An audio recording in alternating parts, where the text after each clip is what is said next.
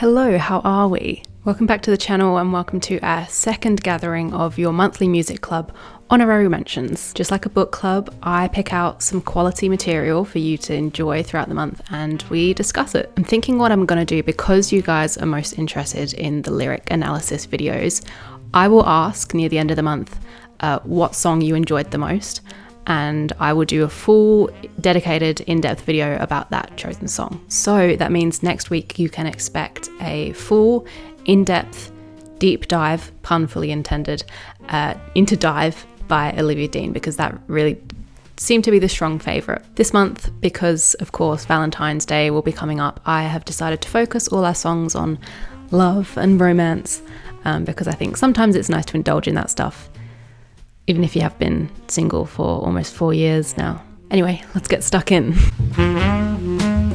First up we have Flowers by George Moyer, and this song is just cute as shit. Do you know how many times a boy has ever bought me flowers? Once.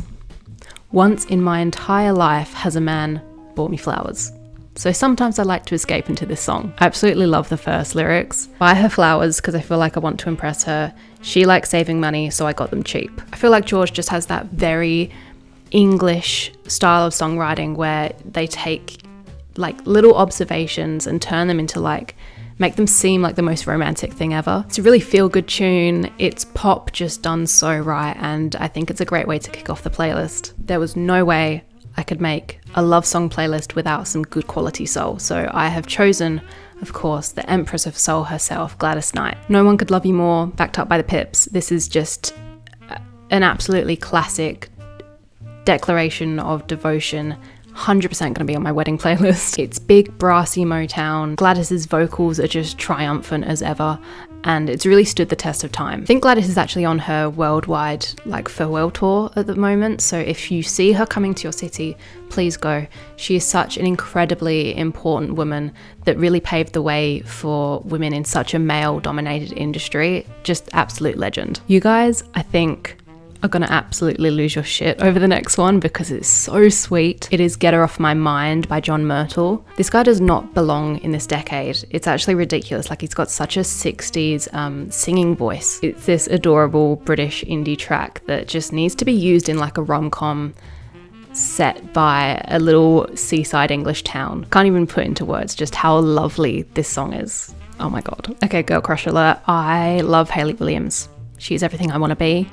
Love her. Her solo work is just killer, and Pure Love is my favourite song off of the Pedals for Armour album. I really love the contrast between the verse and the chorus. It's this very smooth, bass-driven verse, and then the chorus comes in like this sparkling burst of energy. And oh my god, this almost scream she does at the end is so impressive.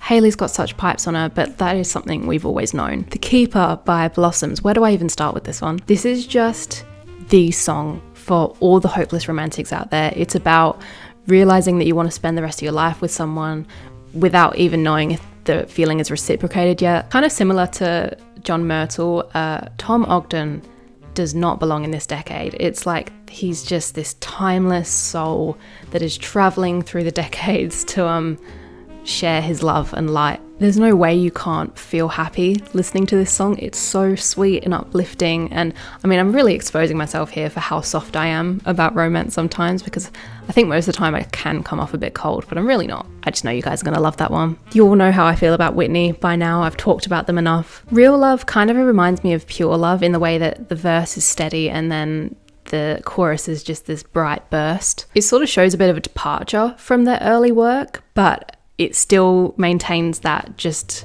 signature, irreplicable sound it's just them. Again, really sweet, really lovely, just something I know you'll appreciate. Okay, Love by Nat King Cole is iconic. We know this, and of course it was on the Parent Trap soundtrack, so it's always going to have a special place in my heart because that's obviously my favourite movie of all time. But I wanted to share with you all a cover of it by the one and only Joss Stone. Now, if you haven't heard of Joss Stone, please do me a favour right now and go and look up Joss Stone singing at the UK Music Hall of Fame in 2006. You will understand the level of goddess that we're dealing with here. She did that shit with no shoes on, and still manage to have that level of strut.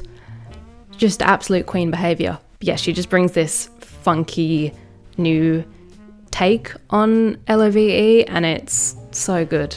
And oh my god, the instrumental break in it is so good. So Alan Stone is absolutely one of my favourite people on this entire planet. He's one of the few people that I actually do look up to as an idol and a role model. And this track, Give You Blue, written for his wife, is just the most romantic thing ever. His vocal performance is just off the charts. I got to see him perform in 2002, and I took my parents, and my dad still thinks it's in his top 5 concerts that he's ever been to. And this is coming from a man that would, as a child, jump fences to get into concerts like The Who. So it's a lot of music to compare it to. You'll hear this song once, and I promise you it will be on your playlists for the rest of your life. This next song is one that I kind of wish I wrote, because I just feel like it'd be so fun to perform. Not that I can sing at all. It's Love Language by Zin Adelphia, and this is one of the few good quality songs that I have found from TikTok. Most of it's trash, but this was great. This song is literally just about wanting to know the ways that a potential partner wants to receive love and affection, and being so ready and willing to do that in whatever way they need, because you're just so into this person. Her voice is just pure honey. The instrumental's so good. And again, this is just pop done so well and neo soul done so well. And lucky last, we have Take Me Dancing. And this one's got me kicking my feet, because I have had the fattest crush on Will Joseph Cook since like high school, which is a long time ago now. The fact I've been listening to this song for 8 years and I'm still not over it says something. And I mean, I've probably listened to this song like every week since it's come out. We could walk to the shitty bars, we could swing to Americana. I don't need much to make a difference, just take me dancing. You kidding me, dude? Take me dancing. Anyway, that is our 10 songs for the month. I really do hope you enjoy them. Please get the conversation flowing in the comment section below. I will be in there throughout the month replying to you all and asking questions. And keep an eye out on both my community tab here on YouTube and on my Instagram stories, where I'll ask you closer to the end of the month which song you want a deep dive on, which was your favourite, and I'll be bringing you a video on it. If this is our first time meeting, hello, I'm Honor. Lovely to have you here, and if you would like to join our little gang that we have here on YouTube, we would love to have you, and all you have to do is hit subscribe. I hope you have a wonderful rest of your day. Make sure to follow me on Instagram for daily song recommendations, and I will see you very, very soon.